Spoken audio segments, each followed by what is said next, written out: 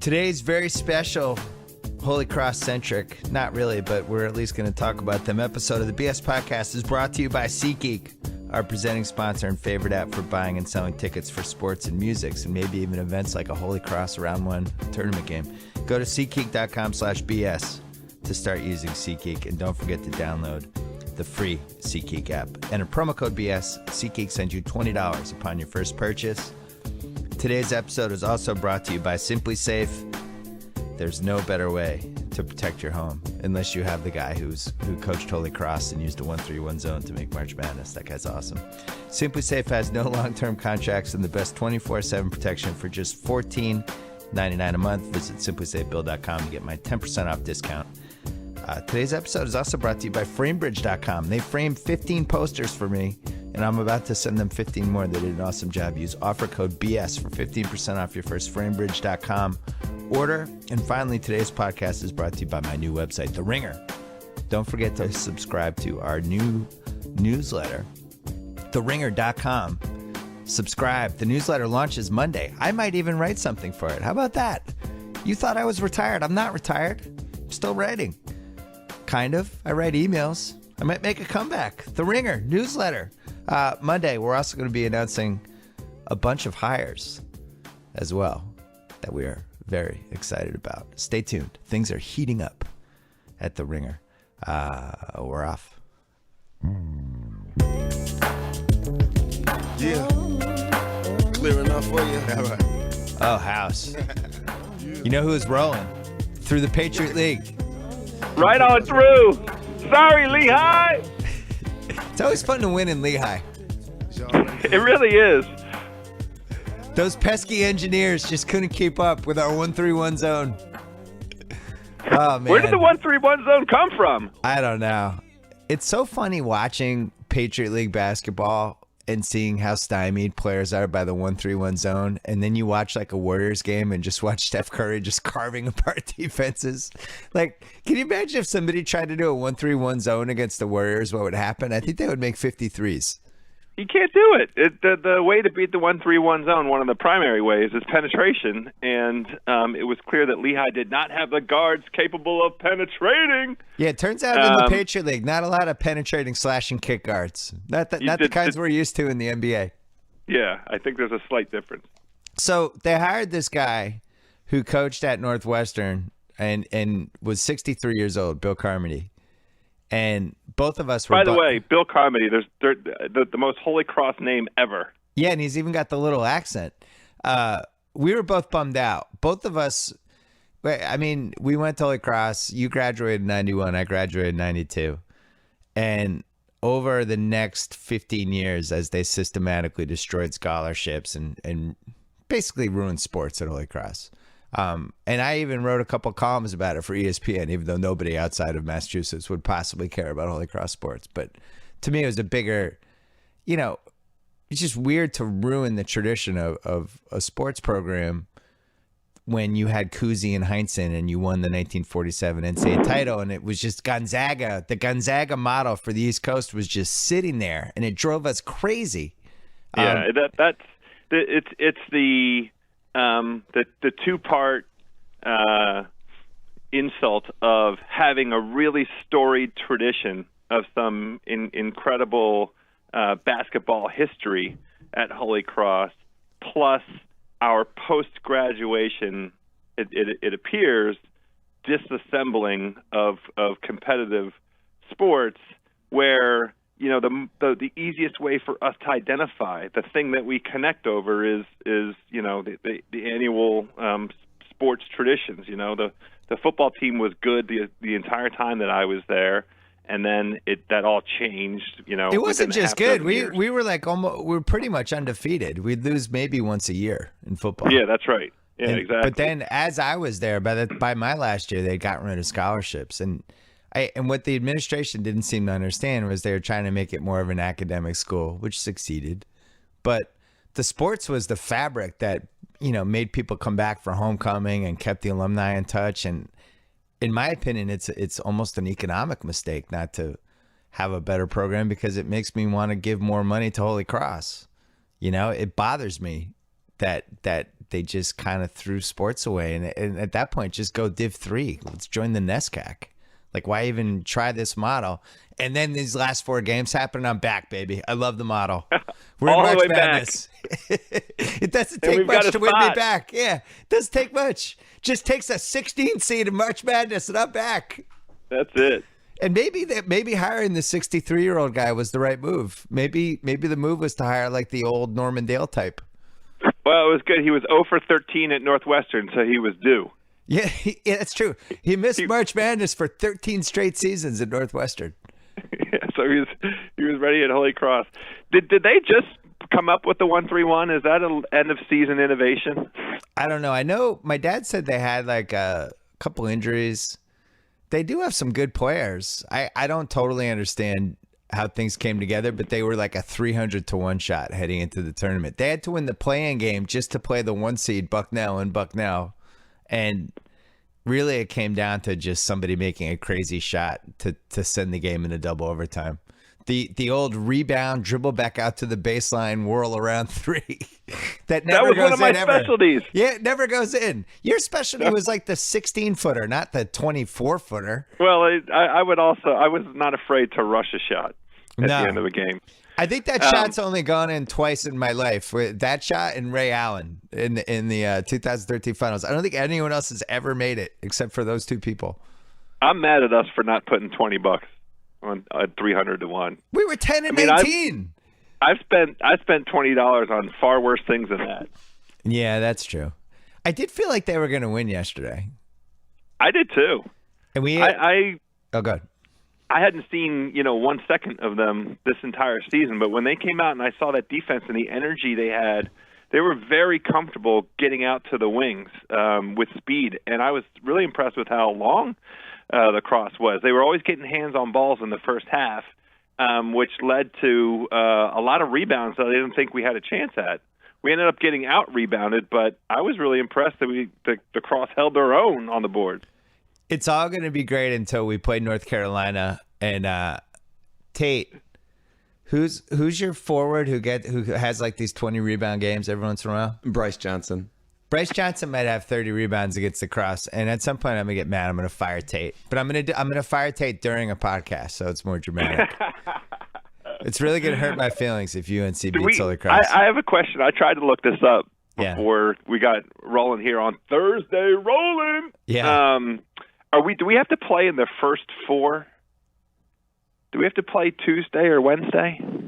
I just assumed we were in a play-in game. I mean, who could be worse than a team that was 10 and 19 entering their conference tournament? Yeah, but how is there a worse basketball team than that? I don't understand all the rules. Because 2 of those play-in games are for I think like 12, 13 slots. So there's only two that are for the 15, 16 slots. I don't know. We have to be one of the 4 worst teams in the tournament, right? Yeah, I just 68. Yeah, I don't think we're going to be a 14 or a 15 seed. It's not happening. It is fun though. It's good times. It's fun. It's good times. The 1-3-1 zone is going to stymie somebody, maybe, hopefully. Who knows? Maybe we could surprise somebody.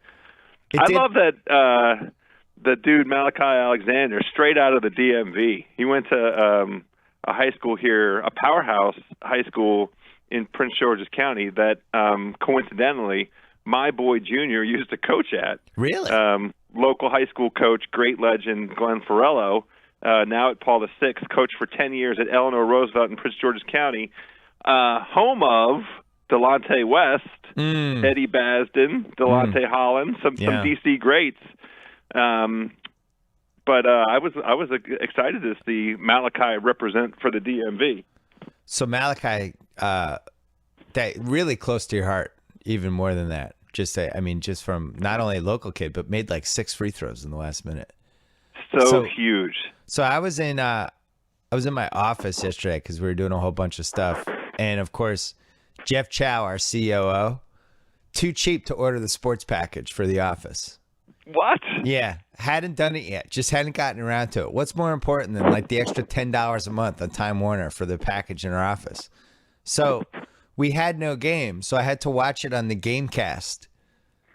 Have you ever really watched a game you've cared about on a Gamecast in the last 5 years? No, never. Under no circumstances. And I couldn't leave because we had a couple meetings, and I just had to kind of have the game on in the Gamecast. And yeah, I was slightly disappointed you were not participating. We had a couple different threads going. I know. I couldn't see the game, and I get it. We were live, live texting and live emailing. I know. No Simmons to be found on it. I thought, you were off doing something else. These are busy times with the HBO show and with the Ringer, and we're hiring people, and it's just I couldn't leave.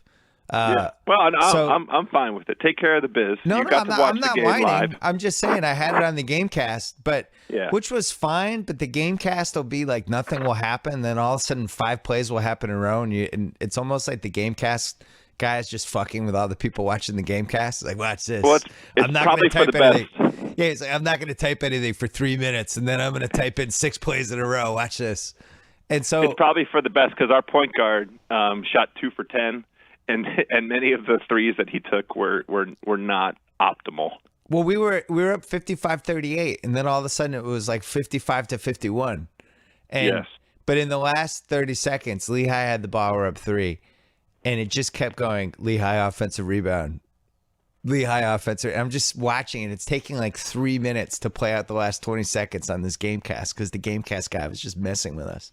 And the funny thing is they ended up out-rebounding the Cross by 10, but 5 of those were in the last 10 seconds.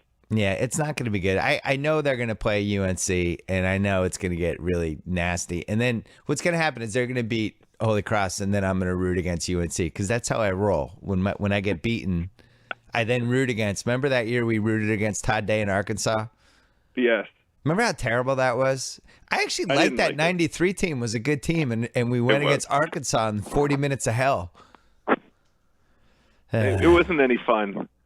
I like those guys. I liked rooting for Arkansas all season long in '93 until and then we had to go against them. Todd Day, Corliss. It was not any fun. It was Corliss and Todd Day. How much college hoops have you watched? I started watching more. I watched the Duke North Carolina game with great interest because I love the freshmen on Duke, and I don't understand. I have a theory, but I don't understand why Tate's boy Bryce isn't in the conversation for like a lottery pick, although he looks like an all-world player against Duke because Duke doesn't have anybody that can rebound. But the kid looks unstoppable against Duke. I'm going to let Tate turn his mic on to discuss this. Tate has his own podcast now, by the way, on Channel 33. I don't know if you realize. What's it called? He and Mallory Rubin are going to do a little college hoops these next few weeks. Yeah, so they're sneaking on there. Tate, why isn't Bryce Johnson a top 10 pick? I think it's because he's old, and I think it has to do with like maturity stuff. And also, Carolina still pushes the Marcus Page as our superstar angle. They don't give him the shine. Maturity. When's the last time Marcus Page made a jump shot? Never. This whole season, he's been horrible. What is maturity stuff? Sounds both vague and damning. Maturity stuff could go in ominous. That could go in a lot of ways. What is maturity stuff? No, maturity in like the actual growing up and like playing 40-minute games. Like he has like a little kid attitude sometimes, where like he'll slam the ball down and stuff like that. So. Sounds like he could play on the Kings with George Karl and Boogie Cousins. Exactly. I mean, I think he had 20-20s in both games against Duke, didn't he? Yep. Yeah. 20 points, 20 rebounds in both games. What was he? You had like a 60-28 rebounding advantage or something in that game? 65-21. That's a bad sign for Duke. They only have Marshall Plumlee. That's the only big guy they have. They have a Milt Jefferson, but he's hurt, and he probably won't come back. And Ingram doesn't rebound. He stays on the perimeter. That's a key point about Ingram because I don't know if you're aware, House, but the Celtics have the next 3 Brooklyn Nets picks. So I've been watching the high lottery picks. Sure. And I do like Ingram, but what position is he in the pros? Shooting guard. Like a 3? He's like a hybrid 2 and 3? Yes. Can I play him as my stretch 4? No. I can't, right? Because he's not going to rebound at all. Does he rebound at all? Well, we have no idea. Let me put it this way. We have no idea. He's got to come up to the DMV and have some cheeseburgers with me and put on 25 pounds of a combination of muscle and fat before we have any idea whether or not he can rebound. Yeah, I bet he weighs 185 pounds. Exactly. And K tries to like preach that he can play 1 through 4, all those positions, but he doesn't go inside, especially not on the offensive boards. I mean, he'll get cheap defensive rebounds, but he definitely doesn't go in on offense to get rebounds. Can't he just take PEDs like half of the NBA? So rude. Why? Why? Well, why not? I mean, you don't have to indict everybody. No, I'm kidding. It's not half. It's like 40%. But, all right, Tate, thank you for your contribution. No, he'll put on the weight. It'll be fine. I mean, that's what they said about Bradley Beal, by the way. Well, Bradley Beal he's just jinxed. I'm just going to stop. He sprained his pelvis. Who the hell? He sprained his pelvis. Who sprains their pelvis? The guy is jinxed. It's the most almost bullets injury of all time. We had Mark Price's plantar fasciitis. We had, right after signing him, Sexy Rexy hurt his foot in a year that the almost bullets were going to do something. They were they were the bullets then. And Bradley Beal sprained pelvis after a series of other, stress concern, stress injury in the tibia. I mean, come on. I remember I sprained my pelvis once in the Bahamas. No, I didn't. That's so bad. I can't believe I just chuckled at that. Awful. House, I'm going to lay out the most important thing I've ever laid out in the Bill Simmons podcast. I've probably laid out more important things in the BS report, but I know for the Bill Simmons podcast, this is probably number one. You ready? I'm ready. Here's how Kevin Durant ends up on the Celtics in July. How dare you? Go ahead. I should have known. What do you mean, how dare I? Go ahead. Are the Celtics the 7th best team in the NBA right now? They are. They're the 7th best team in the NBA. They're the 7th best record, House. Congrats. They've won 14 straight games at home. They're going to end up in the high 40s. We're going to win our bet on their over-under. Knocking on wood. Don't want to jinx it. Knocking on wood. They have Isaiah Thomas, Jay Crowder, Avery Bradley, and Marcus Smart and Olynyk, all under contract next year for, I think, like $27 million combined. Right? Very good. So Very five good. guys you can have in a 9-man rotation on a winning team. And Isaiah's an all-star. I mean, Isaiah's one of the best 20 guys in the league now. It's incredible, but it's true. The guy's like Tiny Archibald. Their cap space next year, if they got rid of Jerebko and they got rid of Amir Johnson, just didn't extend them, it's at like $30 million. Right? The cap's going to be like, I think, at least 70. They have room for 2 max guys. They're also going to have a top 5 pick from Brooklyn. They're going to have a Dallas pick that's going to be in the 13 to 16 range. They're going to have their own pick, which will be in like the low mid-20s. They have 2 more Brooklyn picks in 2017 and 2018. And they have a Memphis pick that becomes unprotected around 2021. So they have a ton of assets. Durant. They could get Durant and Al Horford this summer. And if you're Durant and you're trying to win a title and you're like, screw that. Like, let's say he gets bounced in round 2. Let's say they just lose in round 2 and it's a really unhappy thing. And he's like, screw it. It's time for me to go. I want to go win a title. Where does he go that's a better situation than this Boston situation? Is that the question? You're asking me that? That's I'm a serious asking you question. That's a serious question I'm asking you. The answer is Golden State. The answer is San Antonio. The answer is San Antonio can't afford him. Cross off San Antonio. The answer is Clippers the Clippers can't afford him. It would have to be a sign and trade with Blake Griffin.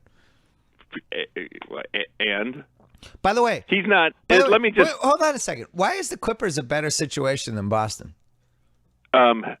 Chris Paul's going to be in his 13th season. I think the past 12 years you have answered that question. What is so good about the Clippers situation? They haven't even made the conference finals, and Chris Paul is at like in the tail Los end of his Angeles. prime. It's not Boston. Boston's a top 6 market. Do you think that being Boston? You will Larry never Bird? go back. You've said it. You're on record in the BS report, in the Bill Simmons podcast, everything on the BSPN. You are never going back. I was in the East Coast for 32 years. That's the only reason I'm not going back. Well, that was enough. I'm going to go back. And Kevin at some Durant point. grew up in the DMV. You know what? And he's not going to Boston. If we got Durant, I think I'd go back. I think that's it. I think I'd throw all this away and just go back. Well, this is great. You don't have to. Your kids. There's no dangers that you're going to have to go back and do that to your kids because there is no scenario under which he's going to Boston. It's the most ludicrous thing I've ever heard. It's not the most ludicrous thing you've ever heard. I think it's important for you to continue to have dreams. By the way, I got on this podcast today, speaking of dreams, ready to explain the logic behind the Caps winning the Stanley Cup this year after these radically unexpected events in my sports life. Yeah. The Washington, D.C. Grudens making the playoffs, Kirk Cousins, near all-star quarterback, the College of the Holy Cross, in the NCAA tournament, the Caps already surpassing the 100-point total. That's a delicious cash for Daddy House at some wonderful odds in a future bet I may or may not have made back in October. Everything's lining up. But I supported that bet. You did not support that bet. No, the Caps. You made fun of me for that bet. No, you got Justin I'm going to Williams. read the text. I told you that. I'm going to find that text and read it out loud. I told you I like Justin Williams and you got TJ Ashe. I like that. I like those guys. I thought you made fun of me for making bets on the Caps. The only reason I made fun of it was because the Caps are just they'll never win a Stanley Cup in either of our lifetimes. That's the reason I made fun of it. I understand. They're well, like guess the what? Cleveland Browns The of hockey. Celtics are not getting Kevin Durant either. So we could have Kevin Durant, Al Horford, and we could have the top 5 pick. What if we won the lottery? What if we got Ben Simmons too? Well, have all 3 of those guys. Dream big. Dream big. Don't shortchange yourself. Let this dream go all the way out. Well, I'll flip this around. If Kevin Durant doesn't come to Boston this summer, he's a flat-out coward. And he doesn't want to win, and he doesn't take winning seriously. And that's my takeaway. Stephen A. Simmons on the BSPN tonight. Kevin Durant, I know things about you. I'll come after you. Now, I do think I'm going to throw one more thing as evidence. You ready? Sure. Who was the only team in the 2007 lottery with the balls to take Kevin Durant and would have? What do you mean? The Celtics. Seattle. The Celtics of Boston. No, they would have taken Durant 1. Oh. Yeah. Yeah, you know who knows that? Kevin Durant and his family. They know Danny Ainge believed. Everyone else was taking Greg Oden, whose leg was 2 inches shorter than his other leg. I don't think that's true. Like, I loved Kevin Durant. Here's another thing. A lot of people love Kevin Durant. Why did Danny Ainge get fined in 2007 by the NBA? I don't know. Because he went to a Texas game. He went to a bunch of Texas games because that's how much he loved Kevin Durant. One of those games, he sat next to Kevin Durant's mom, Wanda. And the NBA didn't like it. And they thought he had crossed the line of whatever rule there is where you can't talk to the pick before they enter the draft. And they fined him. But that's how long he's known Kevin Durant's mom. That's a weird rule, by the way. Yeah. What's the difference? Listen, Kevin Durant. They don't have there's no relationship. It's not like it's the NCAA with their ridiculous, no touch rules. Listen, Kevin Durant, if you want to go to a team that's always believed in you, you know where we are. We believe since 2007. Freezing cold, Oh, OKC's much better. OKC, where they signed him and they signed James Harden. They signed him and they signed Westbrook to long contracts under the impression that they would be trying to keep this dynasty together, and then they traded their buddy Harden right after they locked up the other 2 guys. Would you stay there if you were them? So the whole playoffs yet to be played. We will have a lot more information about all of these moving Well, that's pieces the thing. So what if they have a very unhappy round 2 exit? Then things that we might not have imagined possible could become possible. I don't begrudge you dreaming big. I want you to dream big. If he goes to the Lakers, he might as well just start dating whatever Kardashian's available and just go that route and just be like, I don't care about titles. Why would he go to the Lakers? I don't care about titles. Insane. I don't care about titles. I just want to live in LA and wear sunglasses and be cool, and I'll drive a Bugatti and I'll be awesome. And I'm going to date Kendall Jenner. To the Lakers. Well, that would be my takeaway if he went to Lakers. If he went to the Knicks, I mean, he would just have quit on life at that point. I can't even imagine why he would do that. Where else is he going to go? You really think that Clippers? What is appealing about the Clippers situation? Ballmer's been a disaster. Ballmer's like the non-racist Sterling.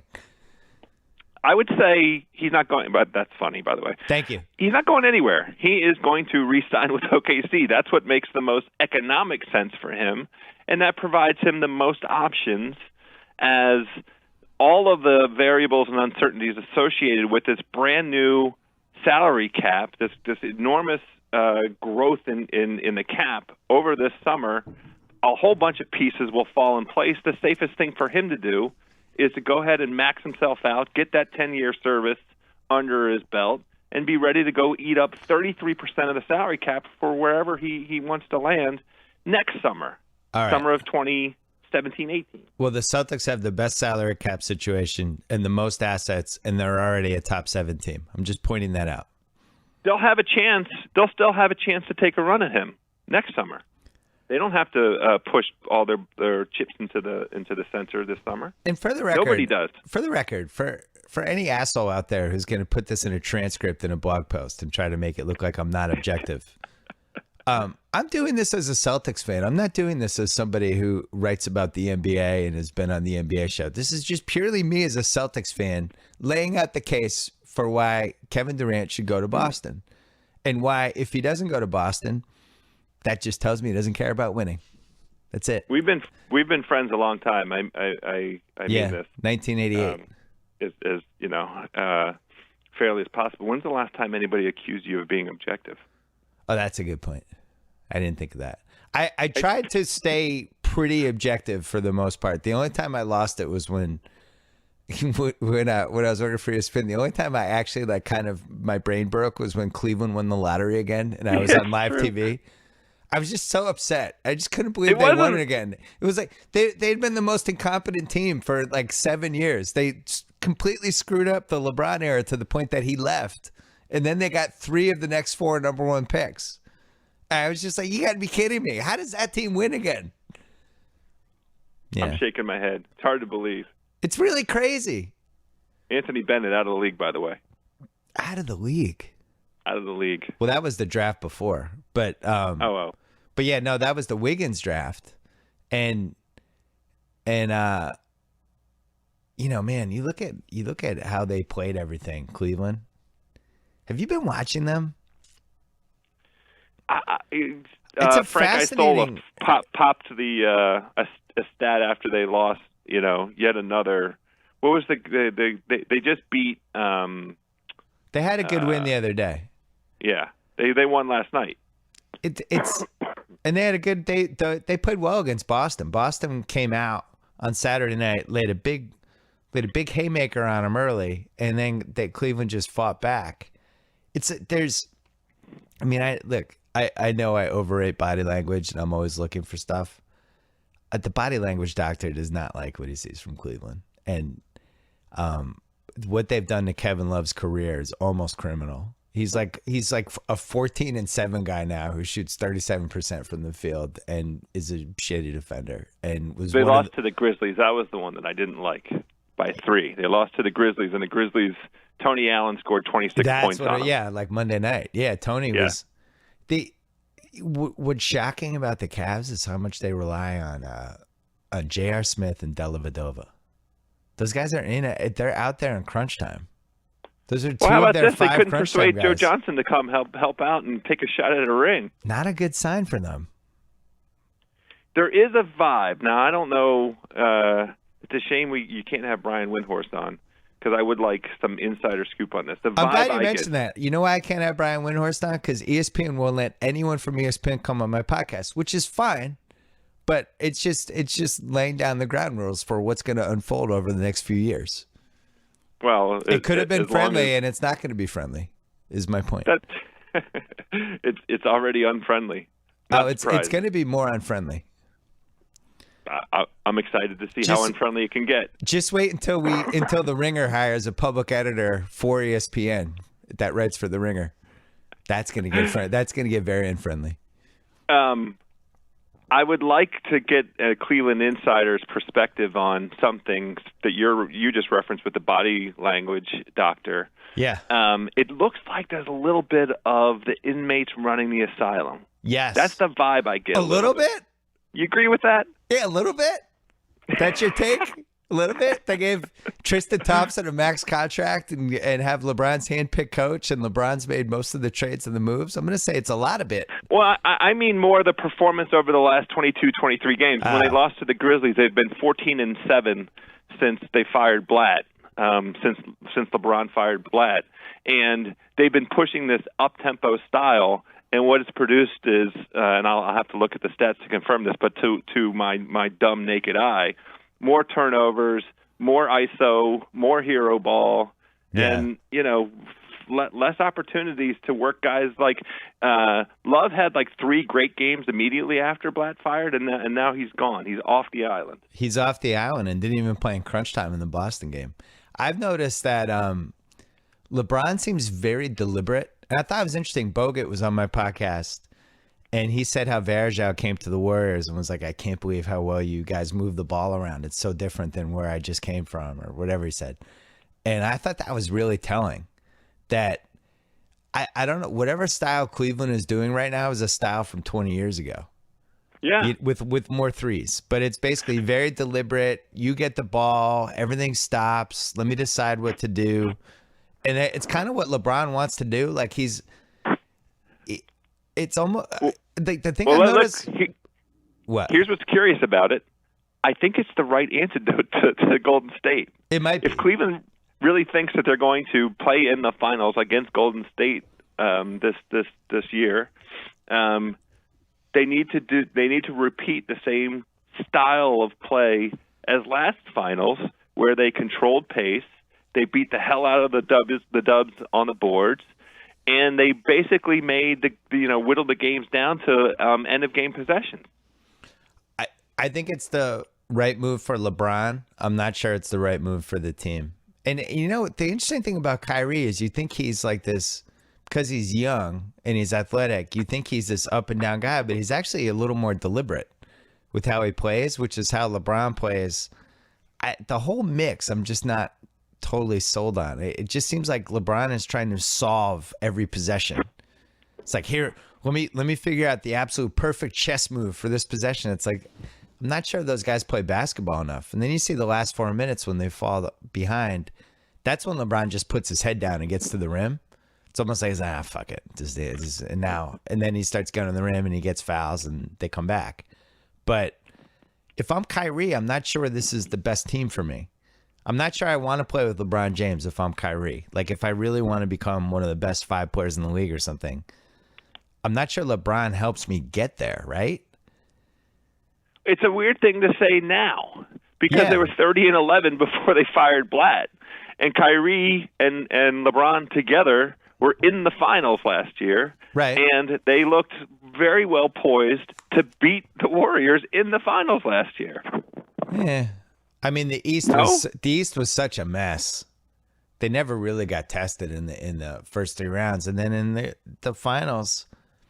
I gotta say, I think Golden State just got scared those first couple games. I think they just got super tight, and I think LeBron did the best player on the floor thing, and everyone in Golden State kind of their sphincters tightened. And it wasn't until Game 4 that they became Golden State, and then it was over. But the West is going to be really interesting this year. It's understatement of Captain Obvious time.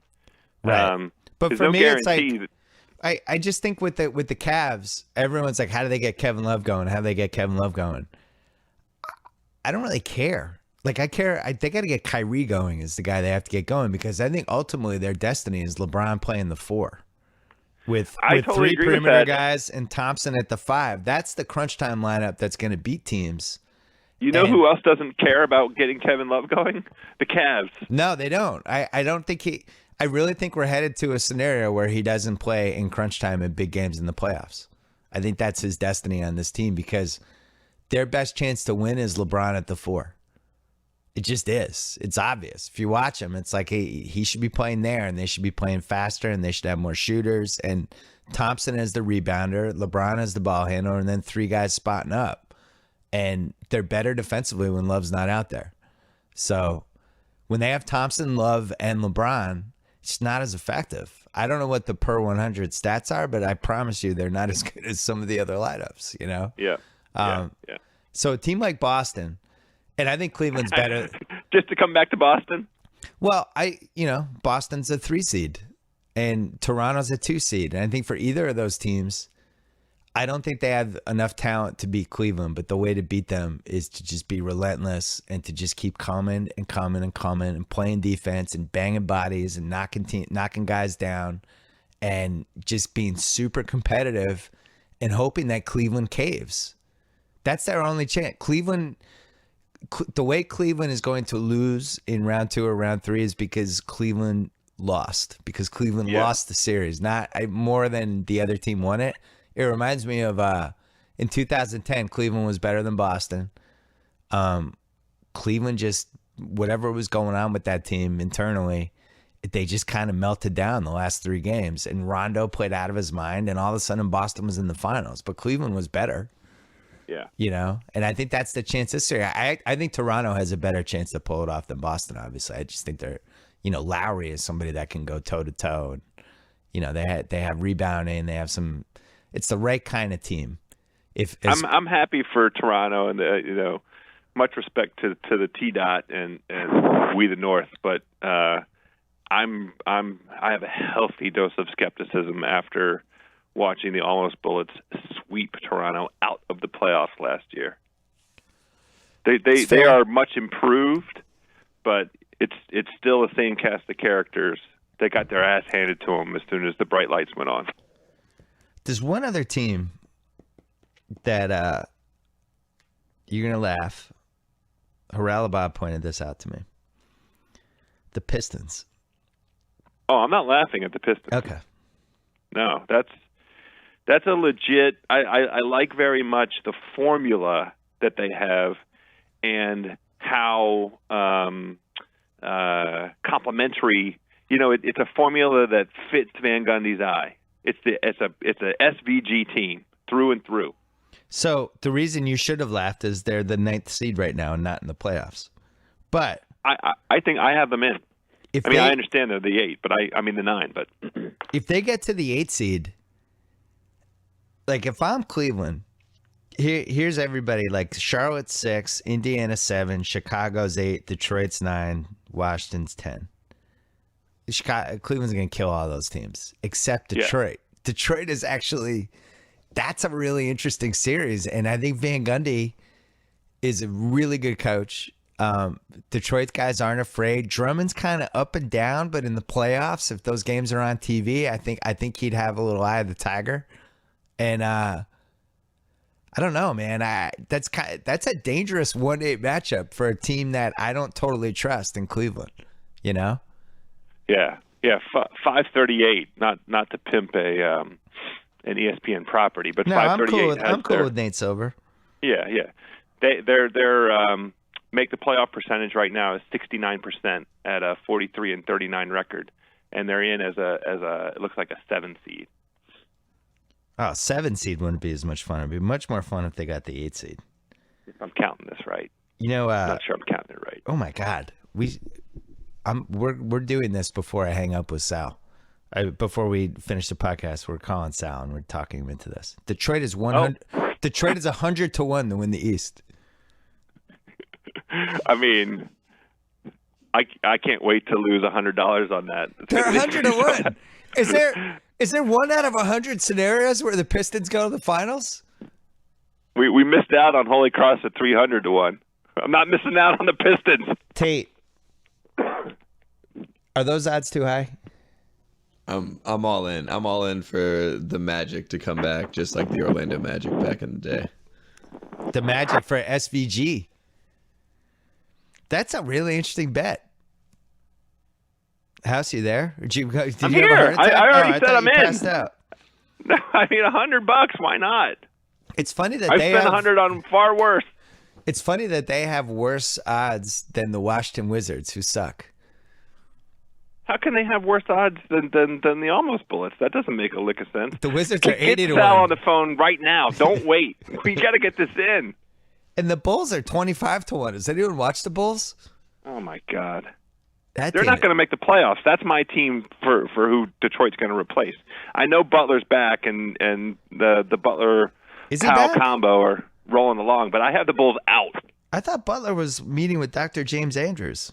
Oh, he played last week. Am I wrong about this? Yeah, but then there was he's seeking a second opinion on his knee from Dr. James Andrews. You know, it's a dangerous word, or dangerous 3 words. It's Dr. James Andrews. Who likes that? I want to do a very so he's missing tonight's game. Okay, I get it. So, swollen left knee. Those are 3 bad words. Yeah, and the weird thing about that was they said it was a bruised knee, but he was missing a couple weeks. Who the hell misses 3 weeks because of a knee bruise? Like, he obviously hurt something, and they just didn't want to say what he hurt. Yeah, something inside of it. Yeah, he obviously tore something or stretched something or did something. And they're like, oh, bruised knee, he'll be back. These teams always lie about injuries. The Celtics lied about KG in 2009. Yeah. They were like, oh, he's coming back. He's coming back. Oh, he's fine. Meanwhile, the guy didn't come back for like 9 months. I know that we just shit on Chicago a little bit. I want to do a very, very quick shout out. Have you been watching Doug McDermott? Dougie Buckets. McBuckets? What's his nickname? Nick Buckets? Dougie McBuckets. Yeah. Dougie McBuckets? Yeah, I've been watching. I mean, he completely re-engineered his body. Yeah. He's a dunker. He dunked on the almost bullets a couple weeks ago. I couldn't believe it. I think he dunked on Nene. It was unbelievable. He's going to he's 2 years away from being really interesting. Cuz he could be there's going to be a year where he just makes 253s. He acquired in the course of this season a whole bunch of lateral movement that I was very skeptical, and we both talked about this. We talked about him having a big butt. Yeah. And that it was going to be an NBA issue because of, the lateral movement thing. He solved that. I don't know what combination of diet and whoever he's been training with, but he's in awesome shape. It looks like he's gained, 4 inches on his vertical. All right, here's what we learned with Joe House today. Holy Cross needs to put more money into its sports programs because their alumni love when the teams do well. We learned that. We learned that Kevin Durant might go to the Boston Celtics. I don't care what you say. No, we learned. That's what I learned. We learned that Detroit is 100 to 1 to win the East, and that's not a terrible bet. Get Sal on the phone. We learned that the Cleveland Cavaliers should be more worried about getting Kyrie Irving going than Kevin Love going. And we learned that House actually thinks the Caps might win the Stanley Cup when he should know better. They have the best odds. I'm just not going against them. The 3 goals last night in the third period against the Kings, and the Kings being the dominant, the preeminent puck control hockey team in the NHL. I mean, this Washington team is just legit. The only thing I'm rooting for is health. Can we get to the playoffs healthy? That's the most important thing. We need everybody healthy. They got to stop giving up the first period cheapy goals. They've given up they've been behind in 12 of the last 14 games or something like that.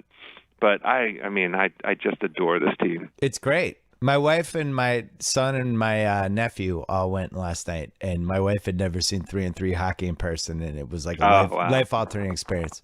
It really is. When it goes to overtime, it's the buzz in the building is like before a main event prize fight. Everyone's so people cool. love 3-on-3 hockey. It's the best. I don't know how they incorporate more of it, but maybe it's the right amount. I don't know, but I think it's the right amount. It was a brilliant innovation. Kudos to the NHL for a good move with that overtime thing. They still have to figure out the points. It's 1 point if you make it to the overtime, and still a point if you make it to the shootout. It's weird. I have a master's degree and can't figure out the points. Joe House, always a pleasure. Go Holy Cross. Talk to you next week. Awesome. Hey, with college basketball in full swing, you might be like Tate the producer. You're figuring out which one of your friends will invite you over to watch games. You're saving up to spend a wad of cash on drinks so you can watch at a sports bar. Or worst of all, You're wasting hours looking for a shady live stream like you, Tate, with the Patriot League final. Yeah, very shady. Yeah. Well, there's a better, cheaper option. Sling TV is the best way to watch games live. For just $20 a month, you get more than 20 live channels, including AMC, ESPN, Adult Swim, and more importantly this month, TNT, TBS, and True TV. You can watch live basketball. Oh, guess what? Those are the March Madness channels. You could also add on channel packs like the Sports Extra package for just $5 a month extra. No installation, no extra gear, no annual contracts. All you need is an internet connection. Start your free 7-day trial at sling.com/Simmons. You get the best of live TV on your tablet, phone, laptop, Roku, Fire TV, or Xbox. Restrictions apply. Sling.com/Simmons. And since we're here, and this has nothing in common with live TV, but it is nice to, when you're watching live TV, to have a healthy scalp. You know how important a healthy scalp is? You cannot have an unhealthy scalp, so try Head & Shoulders with Old Spice. Head & Shoulders delivers an amazing daily clean. It's powered by the handsome scent of Old Spice. When have the words handsome scent not been fantastic? Your hair will look good. Your hair will smell great all day and all night. I once worked with someone who had so much dandruff, his clothes always looked like he had walked in from a blizzard, and we never said anything to him. Don't be that guy. And don't be the guy who's always scratching his head because he has an itchy scalp and he won't do anything about it. You don't want to be that guy either. Head & Shoulders is 100% guaranteed to keep you flake-free. A good rule in life. You always want to be flake-free, whether it's your scalp, your love life, whatever. There's a good reason Head & Shoulders is the world's #1 shampoo. It gives you great-looking, flake-free hair, so you have the confidence to live head first every day. Grab a bottle of Head & Shoulders and try it out. Do it right now. You'll be glad you did. All right, we're going to call Greg Cosell. Oh, I've always wanted to talk to this guy, so let's do it. And now, a guy I've always wanted to have on the pod. I don't know why it hasn't happened before now. He's a senior producer at NFL Films. Greg Cosell, how are you? Bill, I'm doing great. Good to talk to you. Yeah, I always enjoyed you on Coward and a couple other places, and I was always like in the back of my head, I want to have this guy on and talk about NFL, and I just kept forgetting to ask. But now you're here, so this is fantastic. A lot of stuff going on.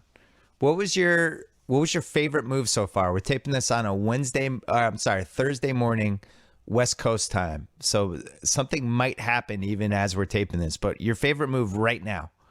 Well, I got to tell you, it's going to be a move that a lot of people are going to go, huh? But I think the Eagles signing of safety Rodney McLeod, a very under-the-radar signing, is a great signing. As you may know, I watch all the coaching tape, and Rodney McLeod is one of the best safeties in the NFL, one of the best free safeties in the NFL. In fact, I was talking to someone at the Combine who said he's really not far from the Earl Thomas level, and the tape kind of shows that to some degree. So there's a classic case of an under-the-radar signing. I think it was a great signing and a great move by the Eagles. All right, what was your second favorite signing? Oh, are we going to do a list here? No, this is it. This will be my last one. You're second. This is your silver medalist. All right, I'll give you another one that's under the radar, okay? Yeah. The Tennessee Titans signing wide receiver Rashard Matthews from the Miami Dolphins. Ooh. Not a big name guy. Yeah. But I watched him. I remember watching him when he came out of Nevada. I thought he'd be one of those receivers that would find a place in the NFL with the potential to be a nice complementary receiver if you have a nice #1. And I think for a team that needed wideouts, I think that was a real good signing. So isn't it interesting that the team that has had the most success for the last 15 years, hands down, has been the New England Patriots? And every year in day one and day two of this stuff, they sit out and they just let everyone else spend all their money. Why don't more teams replicate what the Patriots do, since the Patriots always go 12-4, 13-3? Well, you probably know the answer to that. I know you're a New England guy. I assume you're probably a Patriots fan. Yes. That's a safe assumption. Well, good. I know you're a Red Sox fan. That's been made very clear. I would imagine that has something to do with the fact that there's not a lot of Tom Brady's playing quarterback in the NFL. And when you have a quarterback like that, then your margin for error throughout the rest of your roster is much, much greater. And not that they don't want good players, but as you know, in the free agent business, it becomes risk versus reward. You have to spend a lot of money. Everybody says, why do we pay, when they're talking about their team, why are we paying this guy so much? That's just what the market bears. So you end up paying a lot of money for players who may be great players, may not be great players, and I don't really think that's the Bill Belichick approach. I think it's the right approach, but it's also very frustrating because as free agency in the draft, and it's the right move, and especially I think all the Patriot fans after all these years are like, in Belichick we trust. But at the same time, it's fun when your team goes out and gets somebody. Like the Giants yesterday, I think they spent like $105 million guaranteed on 3 defensive guys, all really good guys. And the Giants fans are walking around. They're all excited today. Now, it might not have been the right move, and it might have killed their salary cap. But for that 24 hours, it's almost like buying a new car. You get that new car smell in your house, and you're walking around. It feels great. And what did you think of what the Giants did? Well, again, Olivier Vernon is a player I really like, and to be honest with you, Bill, I was kind of surprised what Miami did, that they paid a lot of money for a 31, 32-year-old defensive end in Mario Williams, who's been a very up and down player, and they let a much younger player go, who I personally think is a better player at this point than Mario Williams. So that I didn't understand. So I think the Giants got the benefit of that with Olivier Vernon. And then Damon Harrison is, to me, a very, very good interior defensive lineman. He can play in multiple schemes. He's not just one of those big fat guys who you line up over the center to hold space. He's actually a pretty good mover. So, I think those two moves right there from a defensive line standpoint really, really helped them.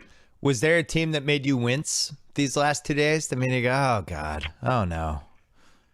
I got to tell you, I was surprised that the Denver Broncos let Brock Osweiler out the door. Me too. Yeah, that surprised me.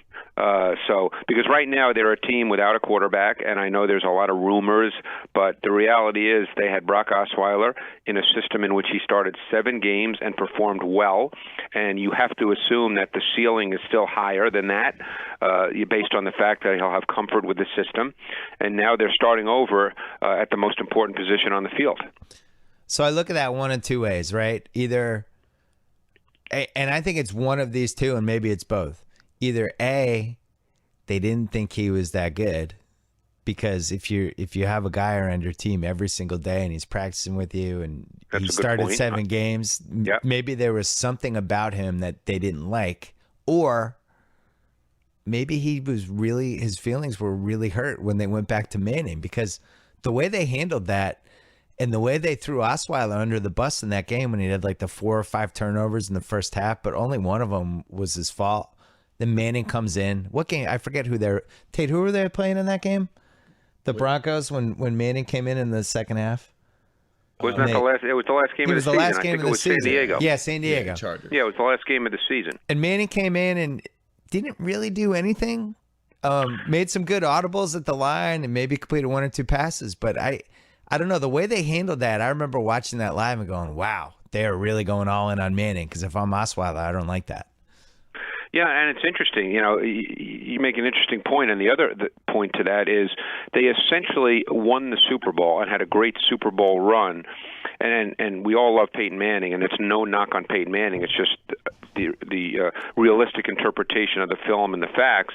They had a Super Bowl run, Bill, where the quarterback was really not that central a figure to winning the Super Bowl. No, I mean Now, look, John Elway's smart enough to know that you need a quarterback to win in this league. But, again, now it comes down to risk-reward. Maybe he just felt that number, and this plays off what you said, they're with him every day, that number was just too high for Brock Osweiler, and they weren't going to do it, and they still feel they can compete because they essentially just won a Super Bowl that way. I judge all non-Patriot quarterbacks by, do they scare me when I've gambled against them or when they're playing the Patriots? And I thought Osweiler was pretty good. I got to say, in that Sunday night game when he rallied back, the game that Gronkowski got hurt and it sucked the life out of the Pats. And well, you probably remember that game really well. I'm sure you do. He made a big time throw to Emmanuel Sanders down the left sideline, a really big time throw. And I just thought, it's one game, but it's Sunday night. It's NBC. It's the Patriots. They were behind.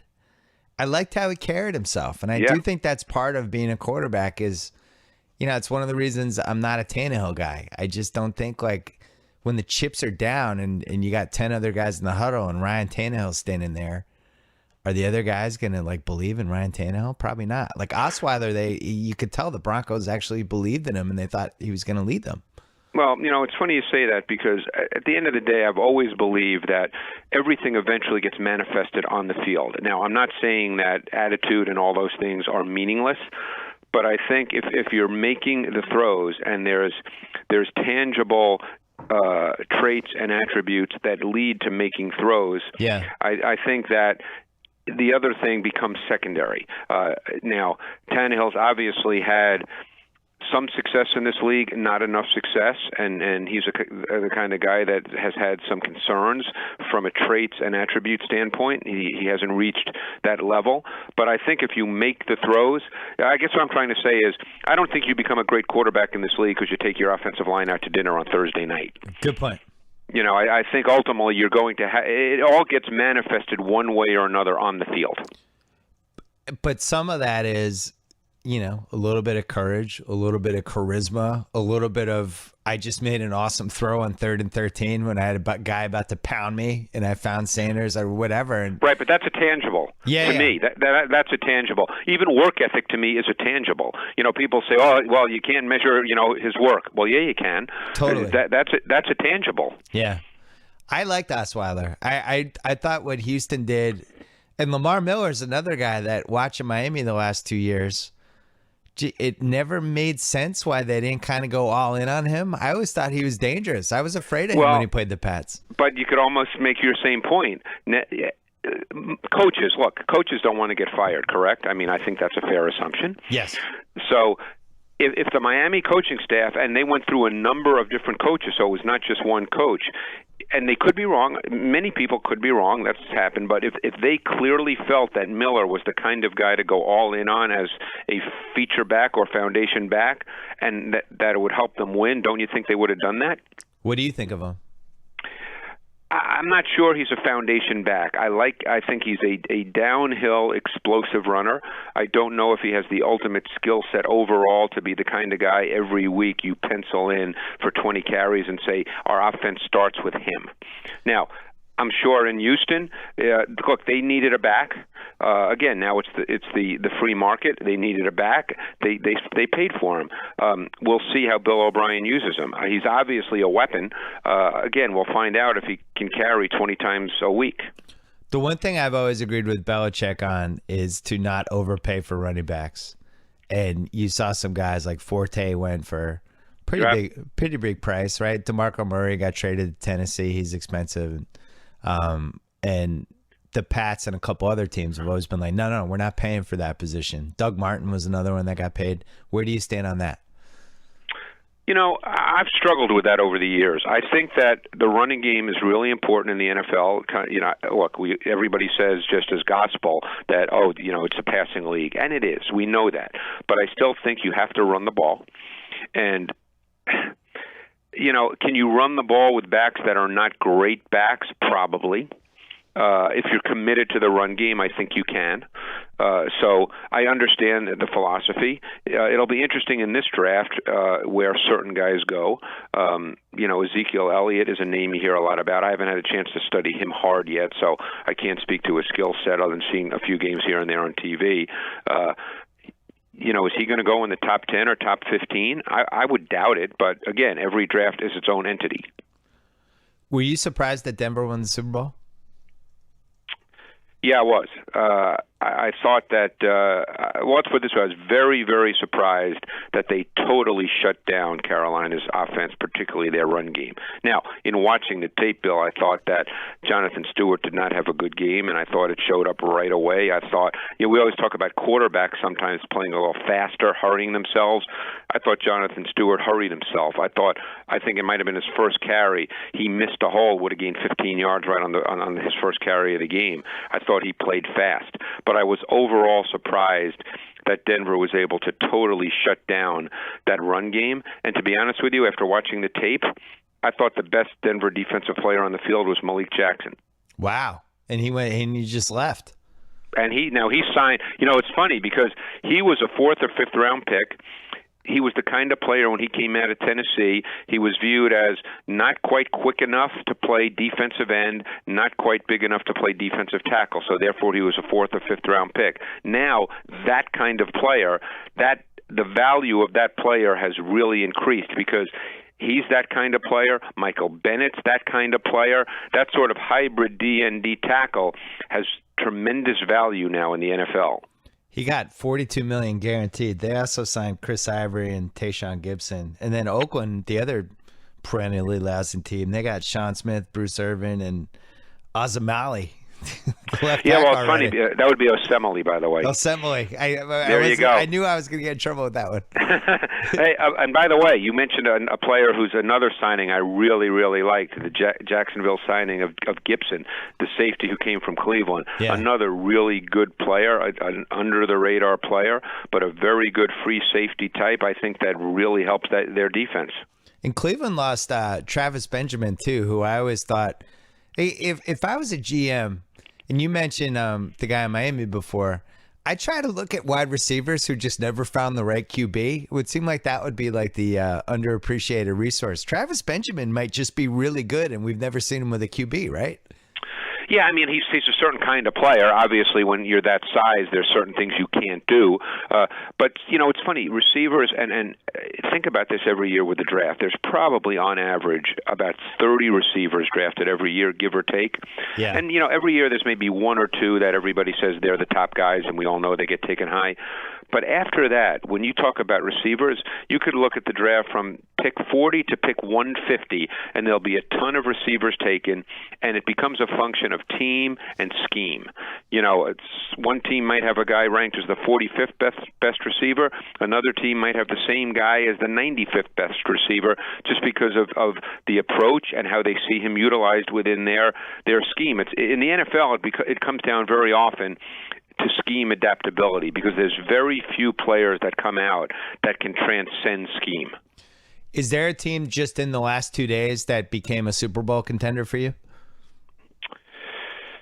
Oh, it's funny. I haven't thought of it in those terms because I tend, amazingly enough, because I've been doing this for so long, not to think about Super Bowl contenders in March. Yeah. Yeah. Now I'm still getting my head around the fact that it's 80 degrees here on the East Coast, and pitchers and catchers reported 3 weeks ago, so I'm still struggling with that. Right. But at the same time, Houston was a playoff team last year. Yep. And if Osweiler's good, that's a possible Super Bowl contender now. Well, they're a more complete team is basically what you're saying, yes. Because you have to assume now, number one, you'll assume their run game's going to be better, okay? With Lamar Miller, and they still have Alfred Blue, they'll have more elements, more dimensions to their run game. You have to assume their pass game will be better. Essentially, at this point, you're looking at Osweiler, because he's only had 7 NFL starts, as being a higher level Brian Hoyer at this point. Now, his ceiling is obviously much higher than that, theoretically, but that's what he'll be for this year, and that's what you're looking for. And their defense got better and better. They still have some holes on defense, but clearly their defense is good enough to keep them in just about every game. I'm like you. I don't even like thinking about it until August. But the one team I was hoping wouldn't get a quarterback was Houston.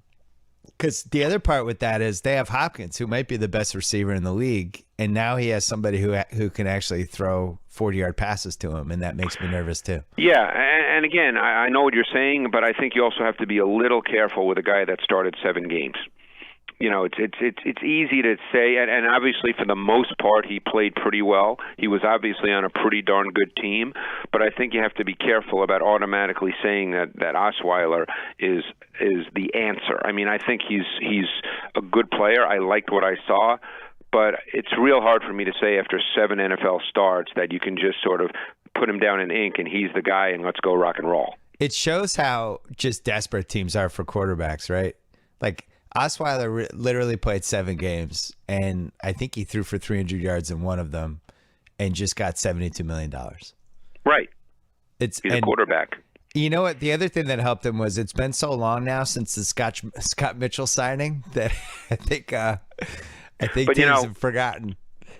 On the flip side, Bill, you have Ryan Fitzpatrick is still out there. Now, I think a careful study of the tape shows that despite the numbers, that Fitzpatrick was not a great player by any means. Right. And I think people know that, and that's why there has not been great demand. And maybe it's why the Jets are not willing to throw a ton of money at him, even though he, as I said, put up good numbers for them, because he's got some significant flaws and weaknesses, and they got through a season without those becoming a major issue, but they know what he is.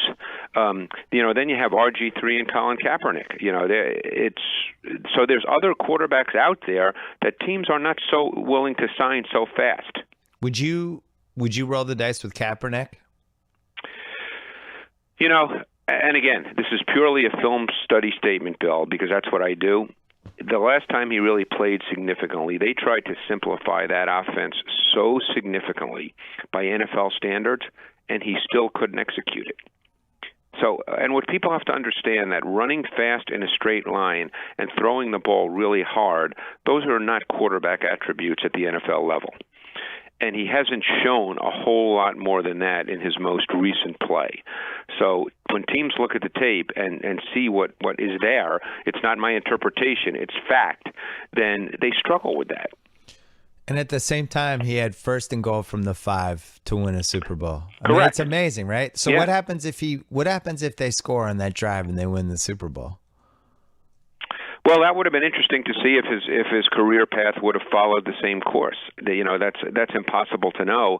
All we know is what the tape shows now, and he hasn't put a lot of good play on tape in his last, whatever it was, 10, 12, whatever the number of starts. And in fact, it was bad tape, and that's what teams are looking at. That's why, I guess I read before we started talking that 3 teams are interested in trading for him. I don't think they'll have to give up very much to get him. Yeah. I thought he was so bad last year, I actually would probably stay away. I just didn't. He was just, his confidence was shot. I don't know how about RG3? What's your feeling about that? I don't think physically he can hold up.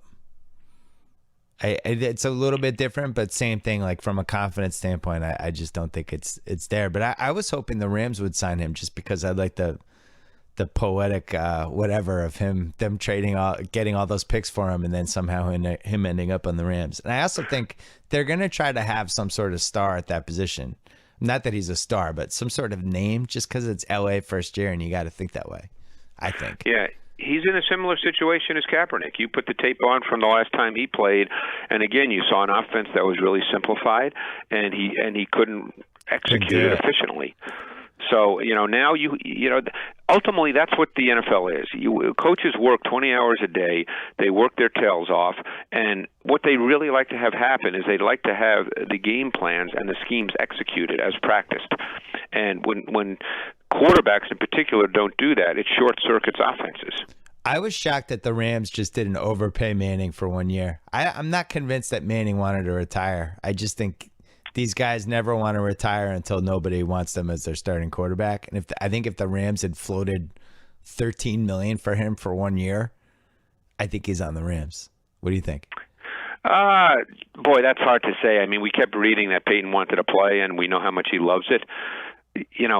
We also know he's a pretty smart guy. I think he had to know somewhere in the deep recesses of his brain, Bill, that he really wasn't playing at a level that he wants to play at and that he's built a whole career on.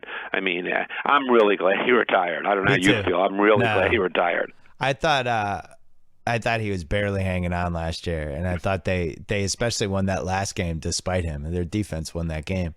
I think him and Brady are wired in a way that they're both of them are just going to keep playing until nobody wants them as a starter. Now you're a Patriots fan, obviously. Do you expect Brady to keep playing at the same level for a while longer, or do you think all of a sudden it's just not going to be the same?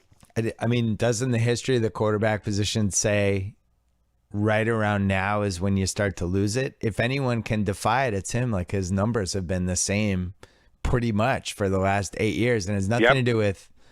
I don't think it has as much to do with his talent as much as just the way the rules have changed and the advantages that quarterbacks have as, now guys can't dive at their knees and guys can't really hit receivers over the middle at all anymore. I just think it's easier to play quarterback, but then you watch him in that Denver game, he got hit 23 times.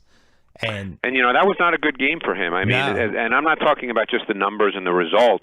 I'm talking about the fact that Denver did some things defensively. He was unsure at times of what he was seeing, and you rarely say that about Tom Brady. Yeah, I mean, I've probably watched almost all of the games he's played, and there's a couple different versions of Brady, and you kind of know in the first, second quarter who you're getting. And that Brady was kind of a slightly confused, not 100% confident. I don't feel great. I think I'm going to be hit this whole game, Brady. You could see it early. It was like, oh, you're right. Because there's other games where he comes out and you're like, oh, he's got it tonight. This is, usually night game, and you can tell in the first quarter he's fired up. He's headbutting people.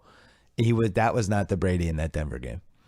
And with that said, he threw the best pass I've ever seen him ever throw to Gronk on that 4th and 10 to save the season. It was the greatest pass of his career. But you know what? On the 2-point conversion, terrible. He missed Gronk wide open, and that was the design of the play. And to this day, I don't know why he didn't throw that ball. Only he can tell you that. We can't.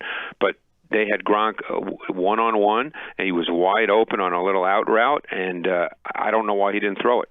Well, Greg, you're talking to a guy who may or may not have watched that play over 250 times on the internet, and I actually have the answer.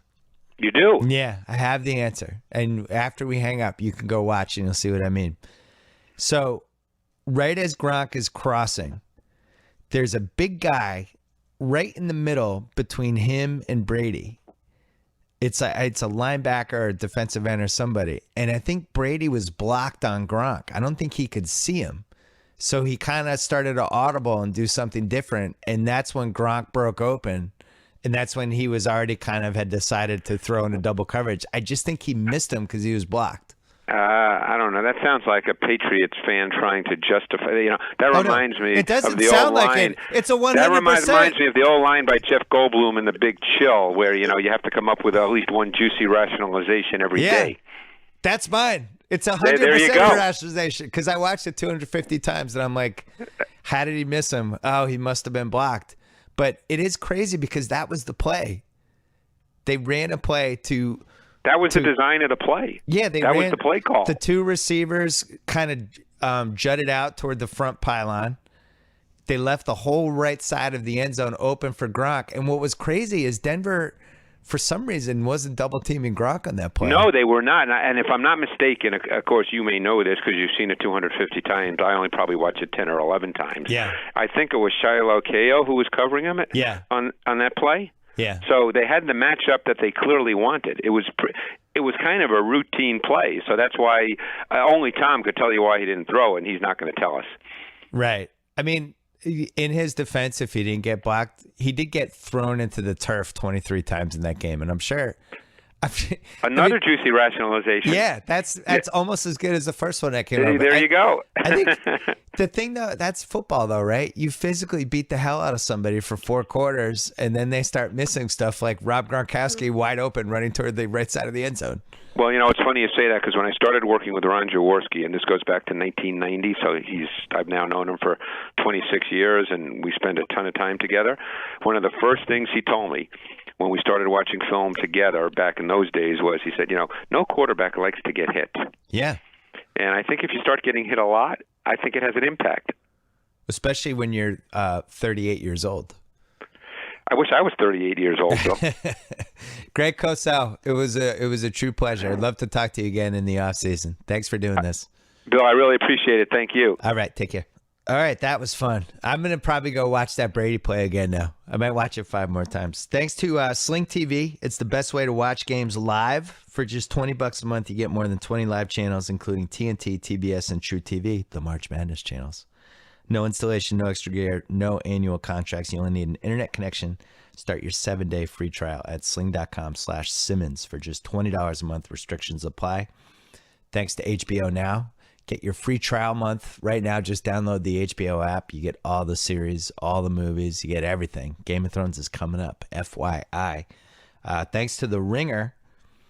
Go to theringer.com to sign up for our new newsletter that launches on Monday. I might even be writing something for it. And follow us on Twitter at @Ringer.